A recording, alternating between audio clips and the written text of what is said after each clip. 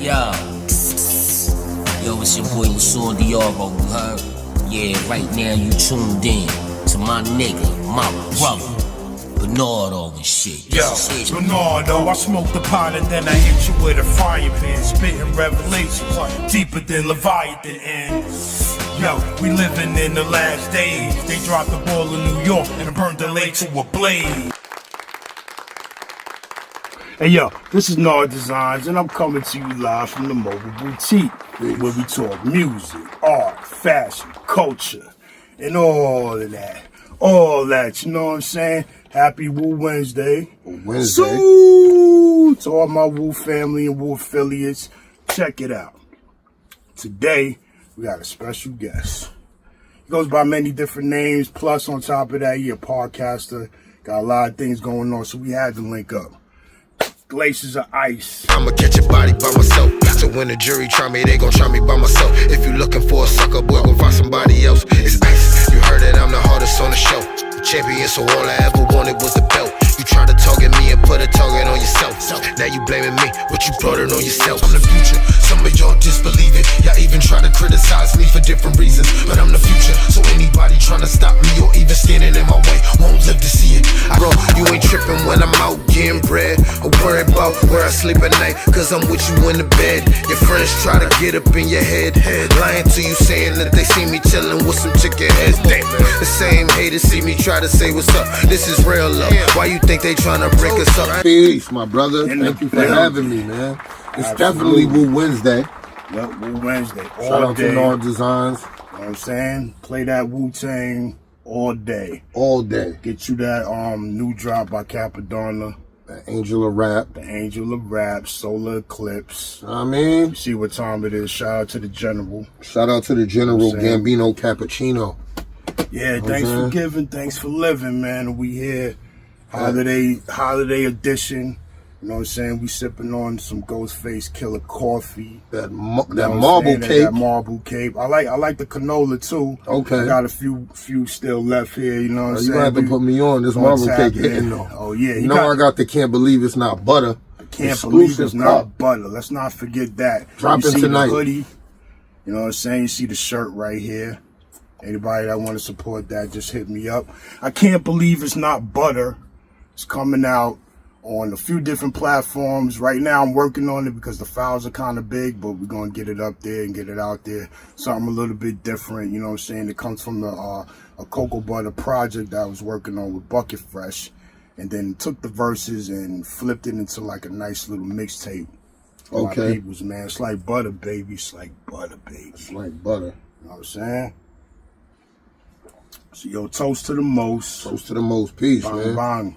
So, yo, man, GLAYSHAHZ of I.C.E. in the building. Let's start with your names, man. Like, how many different names you go by? Because I see different, you know what I'm saying, different things, but the GLAYSHAHZ of I.C.E. one is... GLAYSHAHZ of I.C.E. is the main name, and then different variations came from that. Okay. Like, some people will call me G Ice. People that know me personally will call me Glacier Gleam. Okay. That's a nickname my friends gave me off of GLAYSHAHZ of I.C.E. I had no control of it. They would either just call me Gleam, or just call me Glacier Gleam, so you know what I'm saying? Right. Ronan Scott. You know, Scott is my last name. You know what I'm saying? Ronan is one of the clothing lines that I'm developing right now. So, you know, it's just a different way for me to... Yeah, this is Shadow Academy right here. You know what I'm saying? As you, a lot of people don't know, I've been making music with Killer Banshee since we was in... Shout out to Killer Banshee. Shout out to Killer Banshee. We've been making music since we was in, I want to say, 9th grade together. Hey, you know what I'm saying? That's what's up. That's about as long as I've been getting down with the sounds too. You know that's a fact. You know what I'm saying? So we always been woo heads. Yeah, you know, so when I went to go choose my name, I went through a few names. You know what I'm saying? So I told this story before. I'm at this house party. You know what I'm saying? Shout out to Van. I'm at this house party and I hear and this dude, he's playing this record and there's Blue Raspberry singing. Blue Raspberry. Yeah. Yo, shout out to Blue Raspberry. Shout out to Blue Raspberry. So, yo, I stopped what I'm... Today, I'm going to get her on the show, too. I mean, nah, facts. I follow her on Instagram, too. Shout out to her. So, I just hear this music. So, immediately, I put my cup down.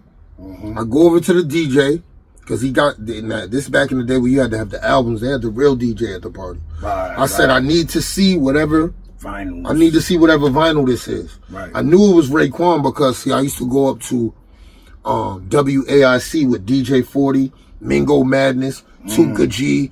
I used to go up there for them and put all of their records back so that they would let me go to the production room and put instrumentals on my tape. Like, you know what I'm saying? I paid my dues in it. So no doubt. When I opened up the vinyl and I looked, you know what I'm saying? I'm paying attention to what song it was because I seen the name of the song said Glaciers of Ice, and I sat with it for like 3 days.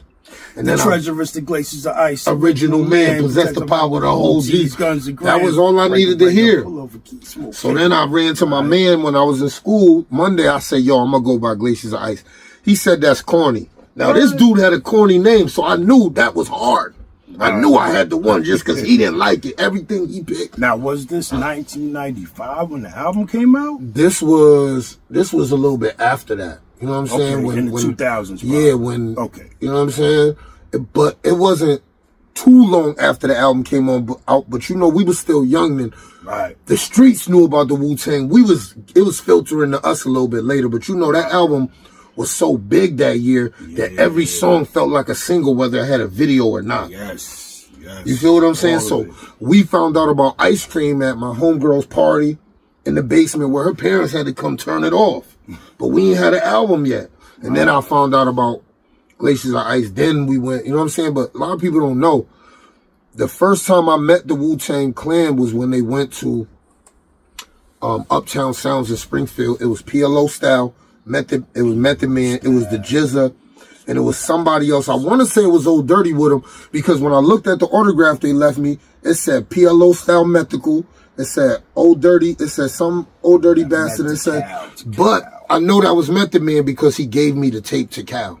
We had the single Bring the Pain already. Right. So we went to Uptown Sounds, but we was just calling everybody Wu-Tang then. We didn't know the names of them. So we like Wu-Tang. So Meth gave us the tape. We took to Cal home. The first time we listened to it, we was like, what's that shit that they be smoking? We said, man, what the hell is this, man? Then we played it a second time, and we was like, yo, what the hell is this? Word, something different. Bro, the first time we played it, we thought we was bugging. We like, what is this? Wait, bro, hold on.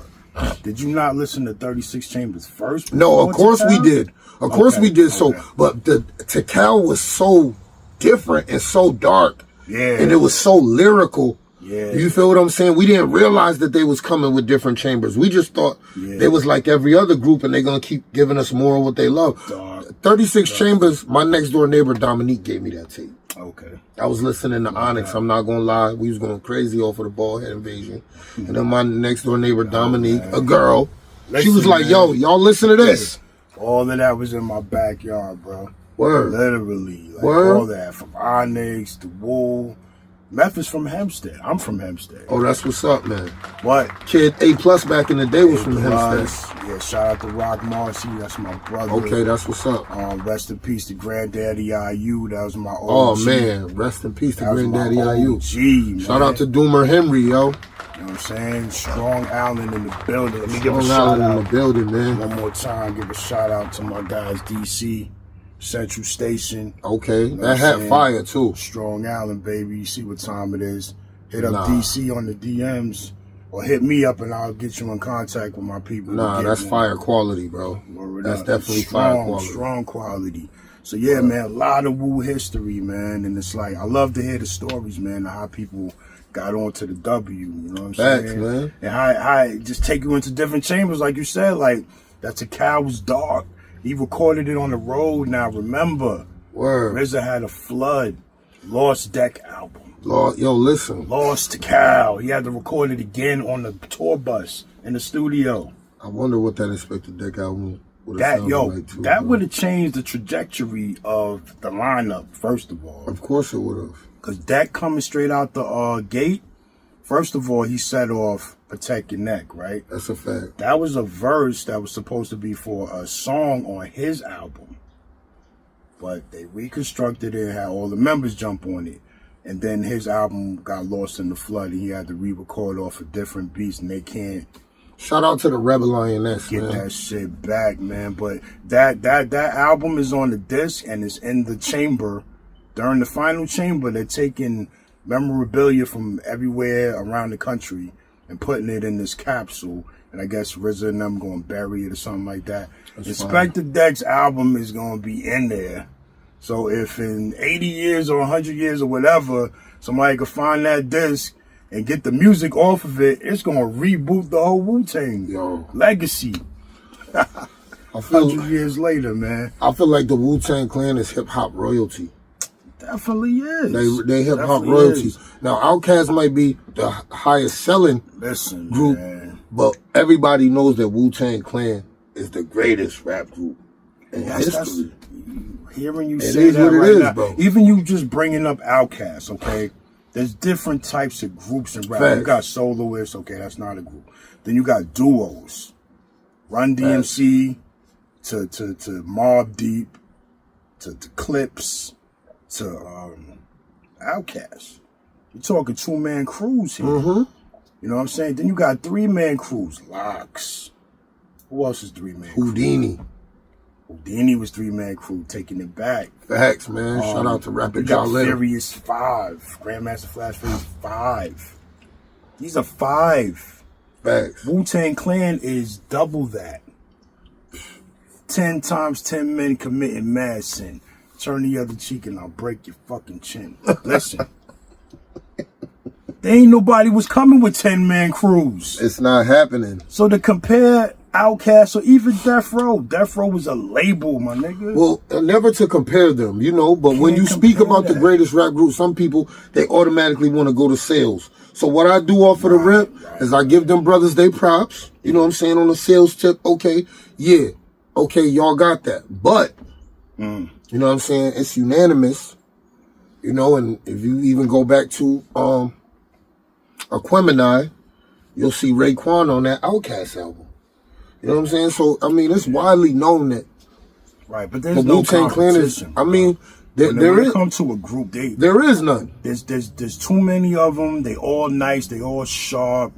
All the way from U-God, Master Killer on up. Man, I love they U-God, all bro. Sharp with it. Master Killer just put an album out too, man.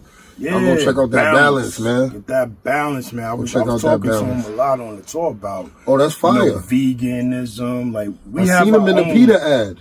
Yeah. I seen him in the PETA ad. My bad, go ahead. Yeah, I have my own separate relationships with each member. Like that's fine. When I talk to Master Killer, we talk about health and life and veganism, and I'm trying. You know what I'm saying? I told him like, yo, I'm in moderation.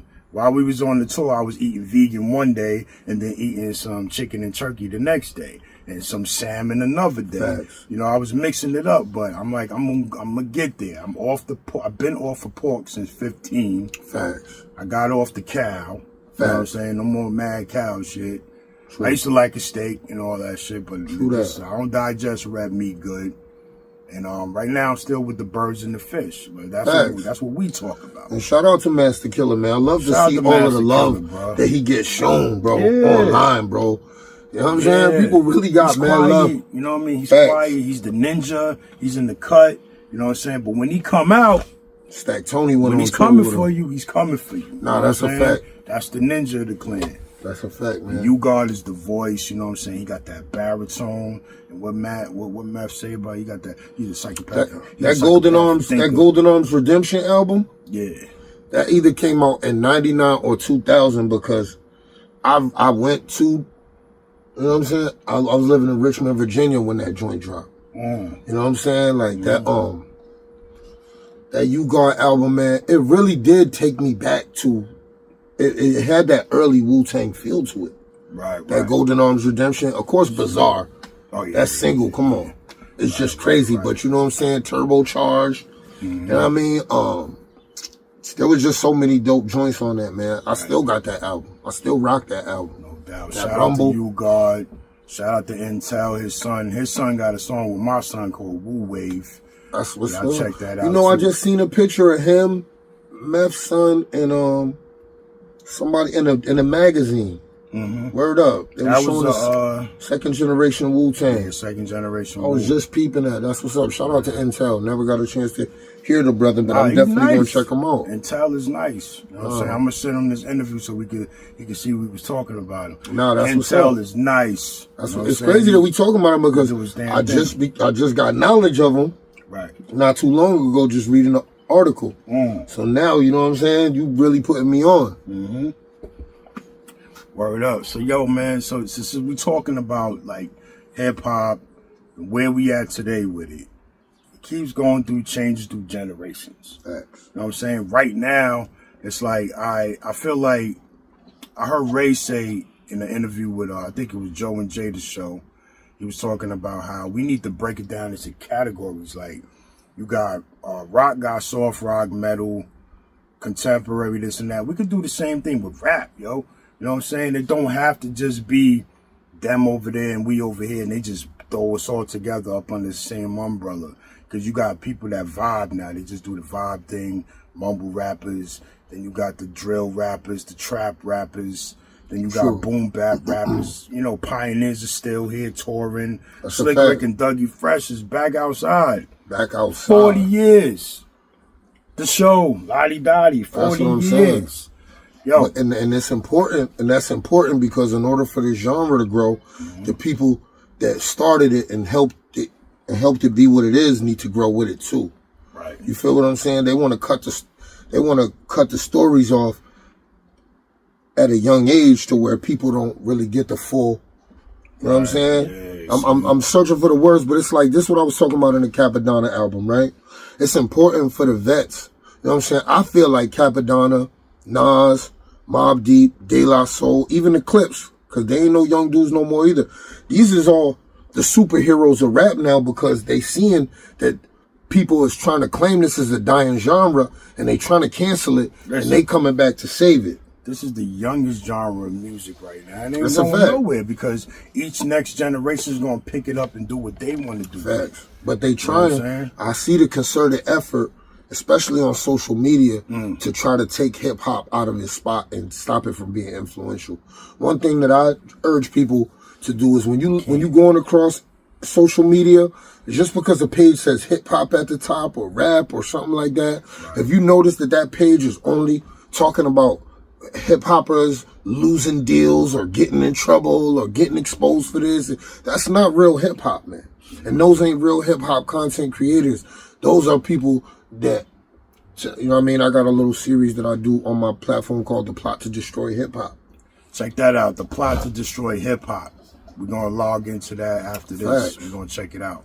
You know what I mean? Go ahead. Yeah, so it's important for me, you know what I'm saying, to see some of these veteran MCs, you know, still in the game and not being pushed out by ageism, because that's what's going on. Can't do it because when you look at it, the rockers, they still going out there 80 years old. Exactly. They coming out there in wheelchairs because the people still want to see them. Facts. I toured with Wu-Tang. I can't even say how many shows I've been to. It's just been a bunch of them. And everyone is packed, sold out. And you seeing everything from kids to people in their 50s and 60s.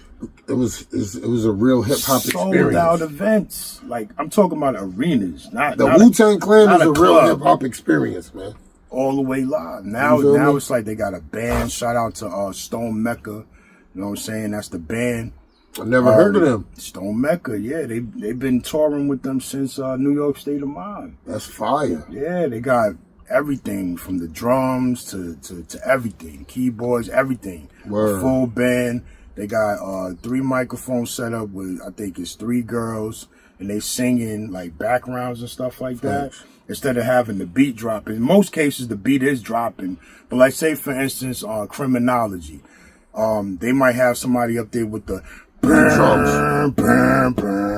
You know what I'm saying? Like real live instruments. That's fire. It's an ill It's nothing like the vibration coming off of a live instrument, bro. And then they had Blue Raspberry up there singing. You know, she was singing the Can It Be All So Simple. Even though that was a sample on the record, she was singing live. She was singing the Methical, when I first stepped on the scene. Come on, niggas man. was Release your Delph.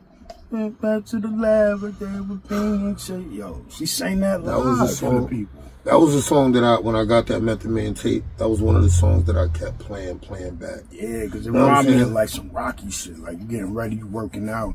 That What the blood clot my joint though. Yeah, that what the blood clot. You know what I'm saying? Too, yeah. See, I mean, when I got a chance to meet Capadonna, you know, he was around a lot of people that was, you know what I'm saying? It was a big show, so I didn't get it.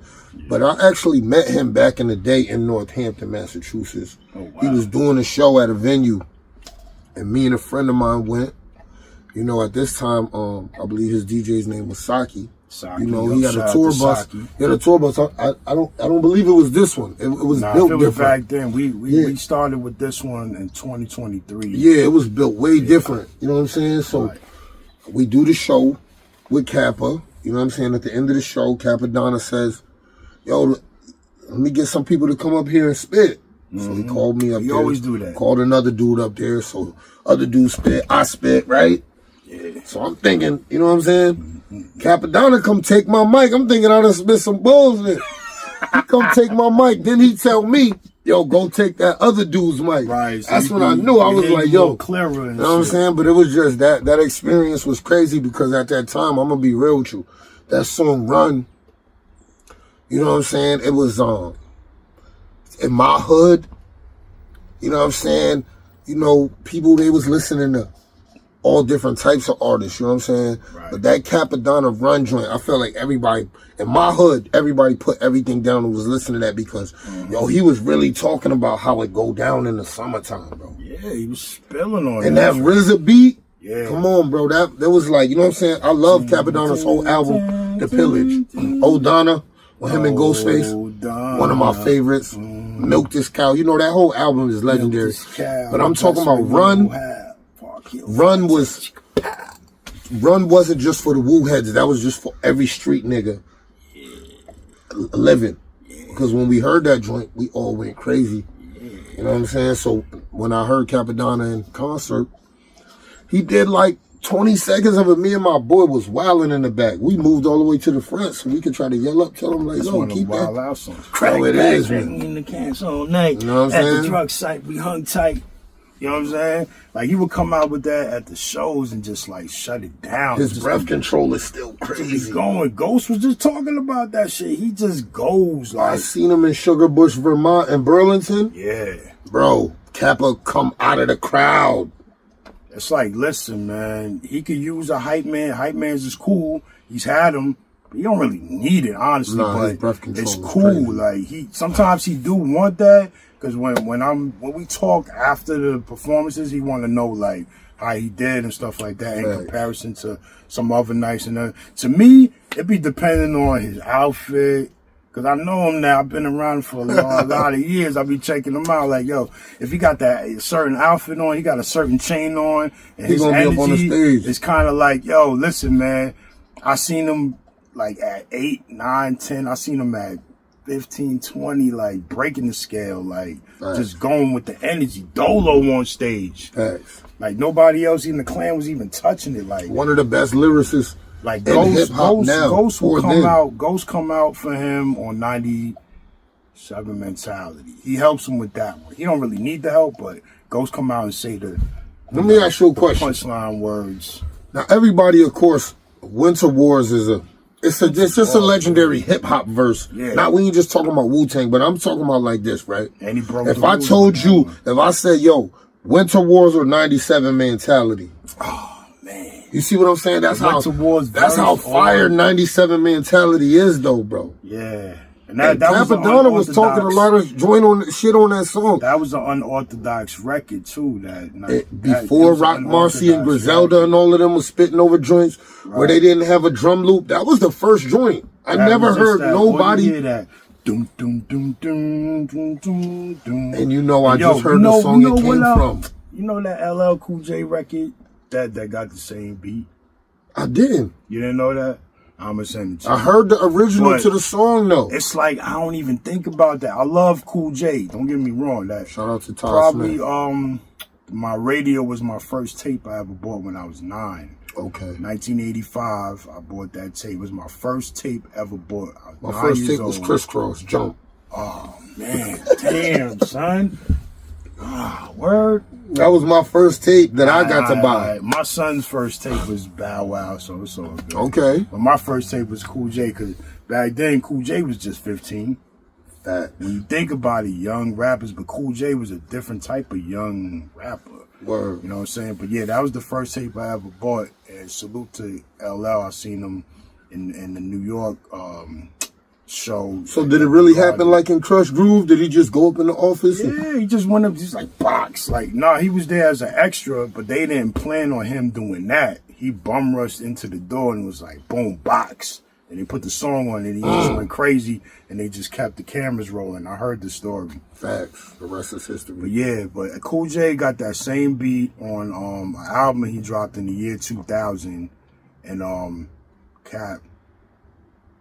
All you think about is Cap when you hear that beat. I don't even know what Cool J even said on that beat. Nobody, this is what I'm saying, 97 mentality to me, right?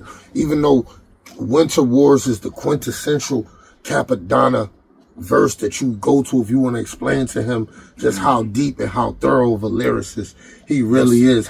Because he plays with words the way that he wants. Right. You know what I'm saying? That's the thing about Capadonna. He doesn't follow any of the rules, any other artist. He spits about what he wants to spit about, and he flipped the words he wants. But 97 mentality for me, as a young artist, when I heard that, you know what I'm saying? I understood now that, okay, 16 bars in a verse is just what they telling me I need. I need to really create my own set style, my own sound. Now, if I'm in the middle of a rhyme and it start heating up at 16 bars, I don't stop. I might not keep it all together, but I'll write it all out, and then I might break it up. Right. And after I heard that song, man, that was just, you know what I'm saying? You might have a flow. Now, when Paid in Full came out, that was like one of the first records I think I probably ever heard that didn't have like a structure to it. Facts. No intro, hook, whatever. They was just talking in the beginning, and then you went in thinking of a master plan all the way up until the end, and then they just talked and named the album Paid in Full. So I was like, okay. Because I wanted to rap, I wanted to write, and I was like, oh, so you could kind of do what you want in a way. Facts. You don't have to have bars, 16 bars here, 4-bar hooks, 16 bar. Like, you could do that for standard records, like music industry shit, whatever. Put it out there. But when you creating, be creative. You exactly. Flowing. Like, you probably wrote like 100 bars, like from here to there, and you could just break that down. Now you got bung, bung, bung, bung. Exactly. 3 or 4 verses right there. That's what I would do. I used to write in the rhyme books and just write until I was done. I didn't know what a bar was. I'm that's a fact. Bars until they started teaching us that in the studio. All right, here's the chorus comes in right here, so you might want to stop right there. That way you're not, in case you want a song with somebody else, you're not taking up too much time. Right. Or you know what I'm saying? That too. But back in the days, that wasn't really a case, because we listened to Public Enemy songs back in the days on Fear of a Black Planet or Takes a Nation to Millions. Some of them songs was like 5 minutes, B. No, that's a fact. I remember being Maybe a kid, 4 right? verses. I remember being a kid the first time I seen Queen Latifah's video, Ladies First, man. Where she got the joint on with the head joint with Moni Love, and they on the chessboard, and they, bro, as a young boy to see. I ain't buy that shit though. But this what I'm saying. I bought Light though. I bought MC Light's album. But see, this one I'm so young then. Yeah. All that rap was out, but my favorite song was Turn This Mother Out by MC Hammer. So this is how young I was then. But to see Queen Latifah, right? Running Man, stand up with the shades on, with the hat, you know what I'm saying, with Moni Love on the chessboard, that Ladies First. Yeah, that was a transformative moment for me. Right. As a young man. You know what I'm saying? And that was part of where my love came from too, you know what I'm saying? To see the power. You know what I'm saying? That hip hop had, the influence that it had. Like, you know what I'm saying? That was a transformative moment right there, No doubt. Speaking of transformative moments, we're gonna transform over to the lunch table, where we're gonna talk a little bit more in depth about where you basically got your influences of, who's your favorites, and stuff like that. I'm so in love with you. The little things like sitting on the couch, laughing with you, chilling with you in the house, looking you in your eyes while I kiss you in the mouth. Truth is, I'm a better man with you than without. So yeah, man, let's do a little bit of history, man. So where did you get all your influences from to get into the culture? Was it like early days with the break dancing and the pioneer shit, or it just came later? I know you said your first tape was Crisscross. Facts, but I've been listening to hip hop way before then. My mother got 4 brothers. Oh, my bad. My mother got 4 brothers. You know, shout out to my uncles, you know. So whenever they would be in trouble, they would come stay with me and my mom. Right. And when they would always leave behind tapes. So of course I fell in love with the Fat Boys first. You know what I'm saying? That's just, to me, they was just the dopest group ever. You know what I'm saying? The way that they would catch each other's words and buff with the human beatbox and all of that. So that was, you know what I'm saying? And then as I got a little bit more mature with it, that's when I fell into Houdini, because they were talking about like more like street, real life concepts. One love, friends, 5 minutes of funk, you know what I'm saying? Right. And then, you know, because I'm my mom's only boy and I got sisters, and I got only older sisters, I fell out of hip hop for a long time. Like, if you ask me, this is the one thing about me, right? If you ask me anything about the era where Leaders of the New School, where I know about De La Soul, I know about a lot of them, but like Leaders of the New School, like Sadat X, like that era, like the early beginning of the 90s, I wasn't able to get no rap tapes yet. You know what I'm saying? Because I was, you know what I'm saying, I was born in 80, so you know, I'm just hitting that age where, you know what I'm saying, I used to have to sneak and listen to my uncle's tapes. I was listening to NWA, Strawberry is the neighborhood. Oh, I'm up there sneaking listening to that. You know what I'm saying? I'm listening to the one that got the baby with Erykah Badu, the dude from the DOC. DOC? Yeah, I'm listening to him. I'm listening to Ice-T. I'm Your Pusher, man. This is all stuff I'm listening to off tapes I'm just taking from my uncles. Right. You know what I'm saying? And then as I started really like listening to rap, you know, before I was just listening to rap, the Wu-Tang Clan made me want to copy them. You know what I'm saying? See, I could relate to that, because I wanted to, when I was young, I wanted to be Method Man. I think everybody did at one point in time. Yeah, when I was like 16 and shit, I wanted to be Meth. Like, you know, I wore my hair like I had the camouflages, I had the Timbs. You know what I'm saying? Trying to, you know what I mean? The shit was fly though. It was just like, it ignited my pen. But then when I heard Ray and Ghost come, it was like, it took it to another level. My pen got even crazier. The first one to do that for me was Inspector Deck. Deck did that, okay. He was the first one where I heard, you know what I'm saying? Because I don't know. Now, don't get it twisted. The first one I heard that was crazy, the first song I heard, like, was Shame on a Nigga. And of course, when you hear Old Dirty Bastard on that, you know what I'm saying? So at this time, I don't know that's Old Dirty Bastard. So, you know, I'm listening. But, you know, Deck, Dirty, of course, Method Man, because, you know, it's like, what a lot of people don't know about Method Man is, you know, it's not just that he got different styles. It's, if you really listen to his songs, like I was listening to T2 Judgment Day the other day. He's rapping with the hits of the drums. It sounds like he's just rapping over the beat, but he's making sure that, you know what I'm saying, certain words and certain emphasis is hitting with the drums in on the that pocket. Drum. In the pocket. So it's just, and then, you know what I'm saying, of course, as it's like, you know, if you learn Kung Fu and you got more than one teacher. So the Wu-Tang Clan, it gave you more than one person to try to copy or try to emulate. So, you know what I'm saying, 1 minute I'm trying to. You got a scientist. You got a genius. Come on, man. You know what I'm saying? You got wordsmiths. You got a ninja. You got a wardrobe king, Poppy Wardrobe King. And the best part about it, mad different styles. And the best part about it for me was they was telling me, yo, it's okay to rap and be intelligent and be a thinker and be a man and not be a savage. Right. That was the most important thing. You feel what I'm saying? They was not only teaching me how to rap, but they was letting me know, like, you know what I'm saying? You want to be intelligent. You want to be a thinker. You want to. I didn't know what knowledge of self was. I remember going to visit my sister in New York City. I had listened to so much Wu-Tang, and dude said, man, you got knowledge of yourself. I'm like, yeah, I got knowledge of yourself. Then he started asking me questions, and I don't. But it was the influence that they had. It was just like, you know what I'm saying? Right. It wasn't about being a savage. The idea of being a savage was something you didn't want to be. You wanted to be civilized. You wanted to be smart. You wanted to be on point. Yeah. And you know what I'm saying? And I'll be forever grateful to them for that, because music was such a huge influence on me at that time. You know what I'm saying? Mm-hmm. Who knows the type of timing I would have been on because of, you know, what I was consuming. I let that Iron Man, you know what I'm saying, one of my white homeboys, you know what I'm saying? I'm from New England, so you know what I'm saying? I had white and Puerto Rican friends my whole life. You know what I'm saying? One of my white homeboys, he worked in the tape shop. So he got me Iron Man and Hell on Earth at the same time, brought them to me on a school bus. Wow. Man, I played that joint. What grade was that? Man, that was 9th grade. You know what I'm saying? Shout out to my god brother Terry in the year 2000 when Ghost dropped Supreme Clientele, the first one. Because I remember they was on a Vibe or the Source magazine, him and RZA together. I can't remember which one.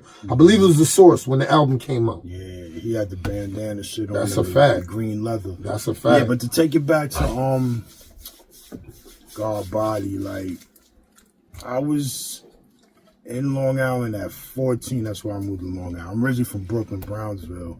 Peace to Brooklyn. By the time I got to Long Island, I was 14, and I didn't have knowledge of self yet. You know what I'm saying? I was still eating pork sandwiches, and pork chops, and bacon, and all that shit. Nice. And walking around, just learning my area, Hempstead. Yo, the first people I saw was Prodigy, because his cousin used to live up the street. R.I.P. to a hip hop legend. R.I.P. to Prodigy. His cousin used to live up the street, so he used to be over there a lot, and then take the N6 bus all the way to Jamaica Ave, where his grandmother had the dance studio. Oh, that's dope. I used to see them like that, but when I first moved there, they ain't know me. So his cousin seen me, a couple other dudes. It might have been 8 of them, and they all like saw me walking. They had surrounded me and shit, trying to like check me out and see what was going down. Nothing happened. Facts. You know what I mean? And then like months later, after I got into schools and stuff, I got cool with brothers. Okay, not necessarily P, but I seen P a lot taking the bus and, you know, with the shorties and shit. Probably was with Chingy at the time. And then other things used to happen, like they used to stop you and be like, yo, what's today's math and shit like that. Man. And then it's like, if you ain't know by the time next time I saw you, you was gonna get a universal beatdown. Shout out to Tamari. Something might happen, you know what I mean? Shout out to Tamari, shout out to Jalam, shout out to Starlin. You know what I'm saying? Shout out to a lot of the older brothers around here that had knowledge of self, you know what I'm saying? That kept us on point. When they would see us, that's how they would do us. Yeah, you got to make sure that, you know what I mean, that we was taking what they gave us, you know what I mean, and adding on to it and not just walking around trying to sound smarter than other people with our chest poked out. They was giving us that information for us to process. And once we process it, you know, to our ability, you don't just go share it with anybody, but to your ability, if it's something that you know that can benefit your brother, you share that with him. You know what I'm saying? Exactly. Shout out to the older guys. The first thing they gave me was the 12 jewels. Facts. You know what I'm saying? And then learn mathematics, supreme mathematics, the supreme alphabet. That's what we started with. You know what I'm saying? God degree. So, yeah, and on top of that, my uncle that I was living with my aunt and uncle, he was Muslim at the time, and he was already like in the FOI, NOI. Played Public Enemy all the time, Farrakhan tapes and Elijah Muhammad tapes. So I was getting that from that angle and the street angle at the same time, but coming from a Christian background with my grandmother, Baptist Christian. So I had that with me already.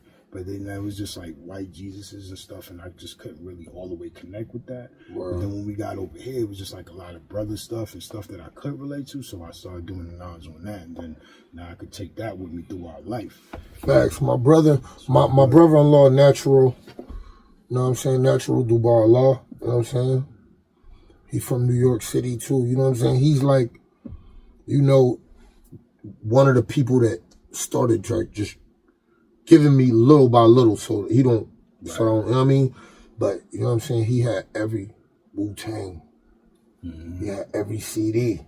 You know what I'm saying? So him just giving me full access to his collection was a way of him like letting me, you know what I'm saying? I'm talking about I started with Shaheem, the Last Generation. Yeah, from Shaheem, the Last Generation, all the way up to, at this time, I believe, you know what I'm saying, the Jizzle was coming out. So, you know, I would take, you know what I'm saying? And that album, Heavy Mental by Killer Priest, I bought that album 5 times. I know that album word for word. The first time I heard Killer Priest, I think it was on the Bible. Oh my goodness. GZA album. Oh He my gave him goodness. Like the last song. He had a song by Yo, itself bro. on GZA album. That song tore us up as kids, bro. It did. That song really, yo, listen, I'm gonna be, and yo, shout out to Hellraiser too, man. Because I'm gonna tell you something. Before I came up with my own style, you know, he was one of the people that I was low key stealing from and trying to really sound like, because you know what I mean, like, you know, I would go up to Scope spots, and even though Scope, you know what I'm saying, they would be in the back, Scope would make sure he would have everybody, but you just had to look. If you wanted Tragedy, Gaddafi, and all of them, they wouldn't be at the front of the book where all of the most popular mixtapes is, but he would have them. So I would go keep flipping until I found that Hellraiser, and I'm gonna be real, like, I remember being in Vermont in 1997. You know what I'm saying? And shout out to Vermont. A lot of people don't know, like, in Vermont, New Hampshire, Maine, like, even though it's predominantly white, you know, not only are they hip-hop fans, but they are some die-hard Wu-Tang trust me, members out there. You go to their house, over there, they never gonna have a bootleg, bro. Right. They don't want to look at a bootleg. They won't even acknowledge a bootleg. They're not playing like that. Right. I will go to my boy Graham house. He got Raekwon, Fredro Starr, Fushnikins, like, you know what I'm saying? So it's like, yo, I'm be real, like, so that was the first time I got put on to Sons of Man, was from one of my white homeboys in Vermont. He had the single Bloody Choices. Wow. And I heard Sons of Man. Yo, I heard Hellraiser. If my knowledge, you know, absorbing it. You know what I'm saying? Yo, he was going with some crazy shit. Yo, listen, when I heard it, I'm like this. Yo, this is crazy. What you gonna do with God inside you? What you gonna do when hell's around you? I'm saying like this. So then I'm learning about different parts of the Wu-Tang Clan. Right. You know what I'm saying? So then, a lot of different chambers. Yeah, by then, you committed because you understand that this is a movement that's not gonna stop. Yes. This is something you want to put your whole heart and your backing into, because you understand, like, yo, they really coming with it. And then just, of course, once me and my dude seen Killer Army at a young age, you know what I'm saying? That's why Killer Banshee, man, shout out to him. He's really living. If 16-year-old Killer Banshee could see him now, you know what I'm saying? Like, when we always wanted to be Wu-Tang, but they were so up here, it's just a dream when you were a kid. Yeah. Once we seen Killer Army, we said, yo, we got to get in the studio. We got to write. We came up, I'm be real, no disrespect to them dudes from Cali to North Star, but as far as I know, me and my dudes out here in this whole city of ours, we was the first ones to call ourselves North Star. Wow. Before we knew about that, I'm being real, you know what I'm saying? So once we saw that, then we was on go. Our goal was, yo, we need to get with the Wu-Tang, or we need to, you know what I'm saying? Of course, it didn't end up happening when we wanted to, but we all been lifelong supporters. We line ourselves up, because I remember when I was 16, the tapes were circulating before the album dropped. Facts. We had the tapes.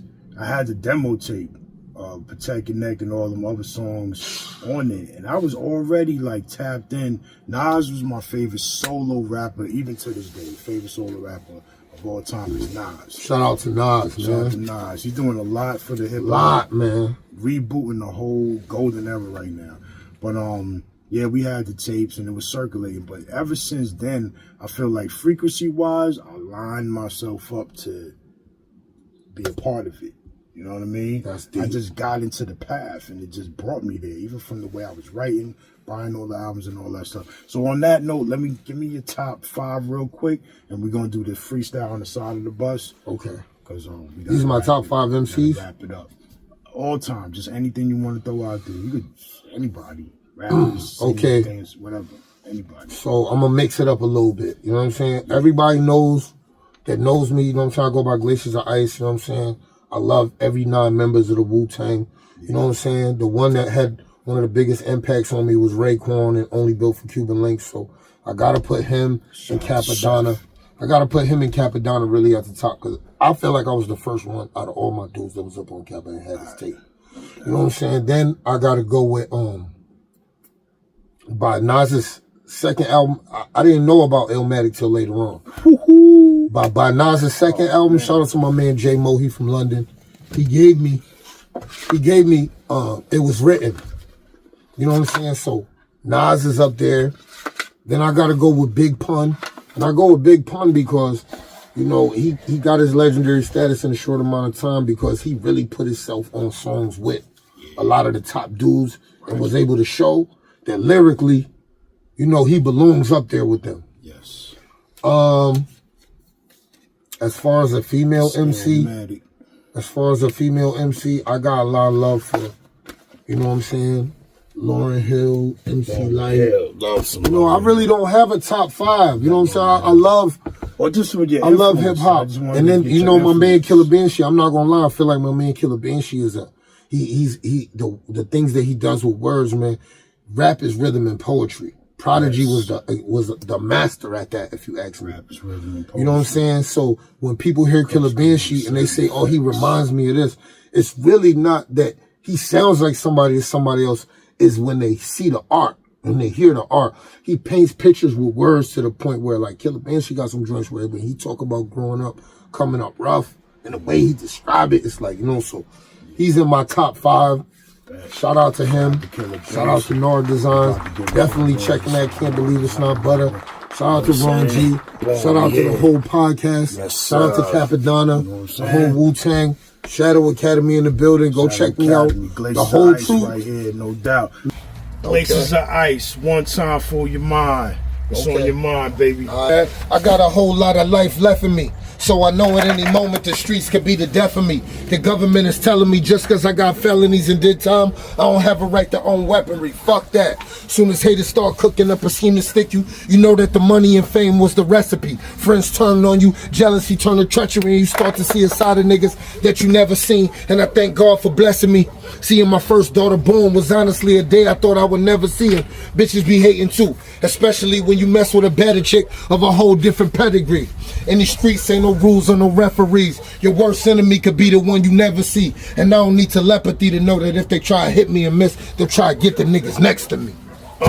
Walk these concrete blocks with 10 bows and rubber soles. Pairs of bows, I breathe with cheese like the wind blows. Let's make a profit. My optics open on dial signs. Tough to beat this ghetto scholar going from my load to 9. Sometimes we gotta rob, take heed, 360 degrees, so peoples can't even water they see, so they be rotting. Wait to get this money to fold, deceased the material glow with money, clothes, and gold. I'm rising. My mind is risen, forward position. You running out of loot or food, best to go fish instead of wishing upon planets and stars and universes. Dreams of making greener sleeper hospital nurses observe this. Way of life you couldn't see if it was magnified. Bite the hand that fed you. Piece of the pie. My frame of mind won't hide behind candy coats. Material niggas who love jewels and Miami hoes and boom. I consume right inside my framing. Mega buster lost to put my boots back on the pavement. Get payments. Yo, man. Yeah, Glaciers of Ice. To the mobile boutique, bro. Glaciers of Ice. NARDESIGNS. Little freestyle real quick. You know, I got an album coming out, man. The next trilogy. The next trilogy. Check it out. And I can't believe it's not butter.